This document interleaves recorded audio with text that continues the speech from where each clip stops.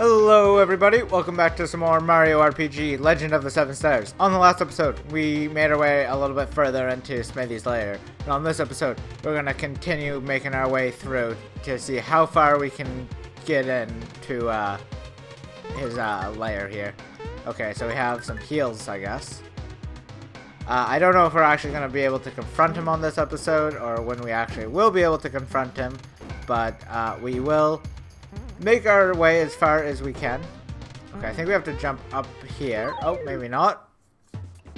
Oh man, this is the boss back from Seaside Town.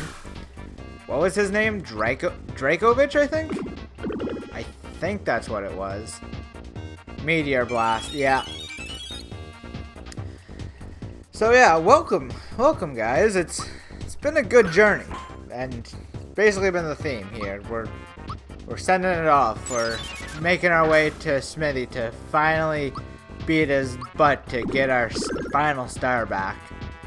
And it's been a good journey. We have had some pretty wild pretty wild twists and turns along the way. Definitely some things I'm always curious about as we finish off are things like Punchinello. What was he actually? Was he part of the Smithy gang? Where did he come from? It wasn't really clear. A lot of the stuff with the cake, they made, Booster was getting married, and the cooks, there's the regular cooks, they weren't evil cooks, they were the cooks that were, known to be there. Where, yeah, they made a sentient cake, that didn't seem to have much to do with Smithy and the gang. But here we go, right off the bat, not right off the bat, a few minutes into the episode, we have another mini-boss here. Cloaker, mehehe, behold, they've taken the bait. And Domino, hehehe, I guess I can spare a few minutes, maybe they'd like to play. So yeah, we have another mini-boss. I kind of forgot about this. I mentioned a few episodes back, there's a lot of padding towards the end of the game, but honestly there's even more than I remember there being. So I think we actually should probably focus on Domino first, because he did 100 damage to everybody, but we're just gonna see what happens. We're gonna hit him with a star egg. I have no idea how much HP they have off the top of my head, but clearly the guy on the left is a physical attacker and the guy on the right is a special attacker. I don't know why I'm using Geno like that. Let's use Geno Flash. Actually, let's use Geno Boost on Mario. I think that'd be the most productive thing to do. Nice, get the attack up and the defense up. And so kind of a really nice thing with putting the lazy shell in the star egg with Peach is that she basically doesn't have to do anything. You don't have to Geno boost her, you don't, as long as she doesn't get insta-killed, basically.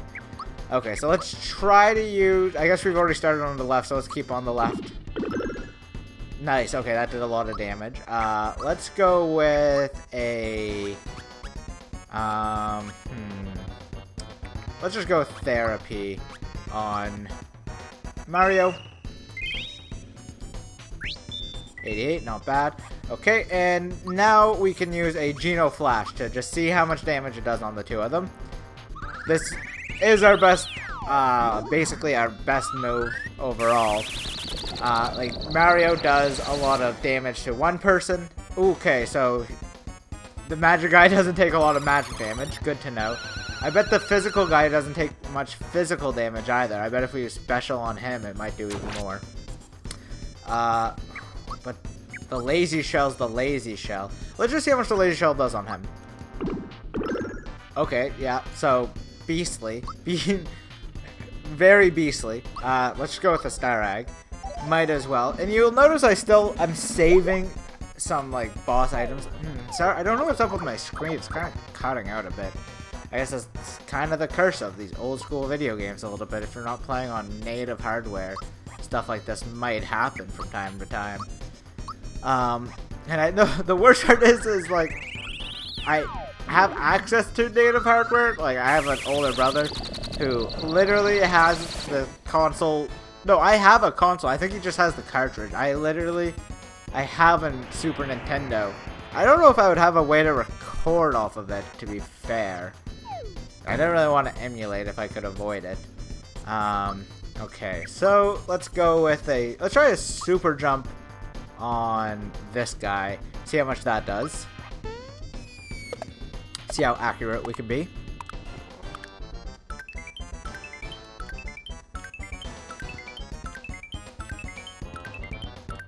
$15, pretty good. Ooh, there we go.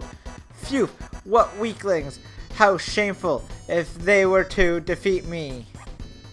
So does he just run away? No, he just back up. Okay, so I don't remember what's happening exactly. Oh, so now there's a snake. Right, it's clobbering time. So I know there is. I remember this now, because depending on who you defeat first, like, really determines the latter half of what happens. We probably should have defeated him first. Yep. Okay. That's okay. We'll just use a comeback. It's fine. So I think I might be wrong. Someone can fact check me, but I think defeating the magic guy first is the optimal play. I forgot about the second half of it. It's okay though, because I think the damage we deal still like is on him, so we can take him out at the top, but we just have to take the snake out. And I don't really know how that affects them, like if they get a boost or something, but we'll just keep wailing on them. It's fine. It's fine. Okay, it's not fine. It's not fine. It's not fine at all. That did way too much damage. Okay. So he wasn't weak to magic attacks. Right. But that's right. So we should use physical. It would just wail on him as hard with physical. 300. That's pretty decent. If Mario and Gino can survive this both, I will use a group hug. Wow, they somehow survived, so I will use group hug. Perfect. We are getting low on FP, unfortunately. Man, I'm in lag and stuff too. Like, what is... Maybe it's like the Wii. Maybe the Wii just can't really handle this part of the game. Maybe there's a lot going on. I don't know. It's that F7 chip or something. I don't know if that's the right chip or not. I'm just trying to sound cool. What I'm talking about is like a special chip they put in the Super Nintendo to deal with like super fast graphics and stuff. Like, I don't know the technicals. Not my expertise. But anyways, oh wow, Gino somehow survived. Okay, I'm actually just gonna let Gino die, as bad as that sounds, because I think picking him up would be better at this point. Like doing a comeback, because he would come back not asleep and with full health compared to some HP and still asleep. At least with Peach, we do have access to heals. Let's see, how much is this does this hit everybody? Yep, okay. Somehow it missed Gino. Somehow Gino is still alive. And so I think the snake guy's using Sandstorm. Well, there we go. So Peach is doing fine, honestly. So we're gonna just use a comeback. Oh, not a sleepy time. It puts some enemies to sleep. It would not. I don't really know what it does, honestly. That's what I'm guessing. I'm assuming it would not work on a boss though. Timing is right before it goes into his body. There we go. 201. Yeah, so there's no real point to use any FP unless it's Peach at this point. He seems to have a lot of health though. These battles have been tough. Tougher than I thought they would be. Like, I saw it was like, oh, you don't really need to 100% it because like we're already doing fine. But like also we're not doing that fine. If I'm gonna be real with you, these have been some hard battles since we got here. And so it might just be because I'm not using many items. Maybe I should be using more items. I don't know. But I don't know. I've always kind of made a challenge for myself. Like, I not even consciously. Like, I noticed this playing, like, Pokemon one day. Like, in the last, like, 5 years. I was like, I often don't use any items until, like, the champion. Like, all my revives, potions, like, I don't use, like, it wasn't, like, a Nuzlocke or anything. I was just, like, I'm like, I'll just say, I got 20 revives. I'll save that for the champion. And I don't know, it's like, if I was scarred as a child, because, like, I had so much hardships with the champion.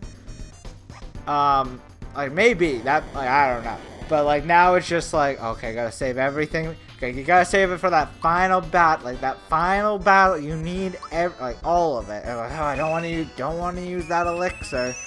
Can't use that. Like, gonna need that later. And then I have all this extra stuff at the end anyways, because it turns out I didn't need it. Because to get to that point without using all those items, you end up being over leveled anyways. So we took out the guy at the top. I completely talked over that. So now we just have this guy at the bottom. So we're just gonna keep hitting him, like, basic strategy. We're just gonna keep hitting him as much as we can. He's gonna keep using Sandstorm, unfortunately, but it's okay. Because as long as we have Peach, we still have, like, some neck in this game. Basically, we'll keep using Star Eggs and wailing on him as much as we can until we take him out. It's just like, there's a lot of I didn't quite remember, honestly. It's like, I mentioned this before, it's been a while since I've actually played through this game end to end. And I honestly, I kind of remember, part of why sometimes I don't play it all the way through, because, like, the pacing, I mentioned this before too, the pacing at the start of the game is actually, like, some of the best pacing, like, in any RPG I think I've ever played, which is crazy because I played a lot of RPGs. Like, going from, like, Mushroom Kingdom all the way to, like, Rose Town is actually, like, very well paced in terms of, like, content. At least in my opinion. I guess it is subjective. But then, yeah, you get to, like, I guess Bowser's Keep. Like, we get those, since we get those 6 doors, it seems like, well, now we have quite a, like, slog to get through at this point. Like, I guess we have moved a bit, but, like, it's also just, like, a lot of repetitive enemies and just, like, so it's, like, it's kind of hard to commentate through it because, like, it's like, oh, we've already seen these bosses before, and it's like, oh, here's our mini boss for, like, the section. Like, what's gonna happen next? It's like, well, we're gonna keep on hitting him with a frying pan. We're gonna keep on hitting him with the frying pan. That's what we gonna do. What we gonna do is hit it with the frying pan. That's what we gonna do. And then I start rambling on like this. But I think did we do it?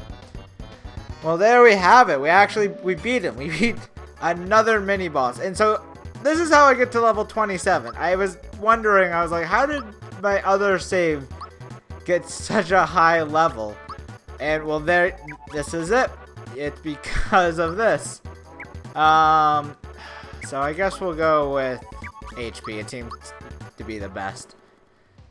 But, oh god, well, I guess I'll just end it off here, though. Just to head off to the corner. Do we go this way? Okay, we do. Okay, yeah. Yes. Okay, but yeah, I'll end it off here. On the next episode, though, I think we're gonna finally make our way to Smithy and beat his butt. So get excited for that. Peace.